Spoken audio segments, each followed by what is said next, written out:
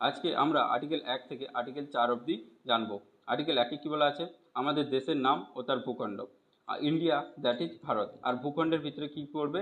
রাজ্য, কেন্দ্রশাসিত অঞ্চল আর হচ্ছে অ্যাকোয়ার্ড টেরিটরি। আর্টিকেল 2 কি বলা আছে? Admission and establishment of the new state. International law অনুযায়ী আমরা যে সমস্ত জায়গাগুলো দখল করেছিলাম, যেরকম হচ্ছে সিকিম, গোয়া, এগুলোকে রাজ্যের দরজা দিতে পারবো। এগুলো পারবে কে? না পার্লামেন্ট। আর্টিকেল 3 কি বলা আছে? Formation of the new state. একটা রাজ্য ভেঙে আরেকটা রাজ্য, বাউন্ডারি পরিবর্তন, এরিয়া পরিবর্তন বা রাজ্যের নাম পরিবর্তন, এটা পার্লামেন্টের সিম্পল মেজরিটিতে পাস হবে। কিন্তু এর আগে প্রেসিডেন্টের রেকমেন্ডেশন লাগবে। প্রেসিডেন্ট স্টেট লেজিসলেচারের ওপিনিয়ন নেবে, কিন্তু সেই ওপিনিয়ন পার্লামেন্ট মানতে পারে, আবার নাও মানতে পারে। আর্টিকেল 4 কি বলা আছে? না, এই যে 2 আর 3 যে সমস্ত পরিবর্তনগুলো হবে তার জন্য আমাদের সংবিধানের শিডিউল 1 এবং শিডিউল 4 চেঞ্জ হবে। কিন্তু এই যে চেঞ্জটা সংবিধান সংশোধনী আর্টিকেল 368 আন্ডারে হবে না।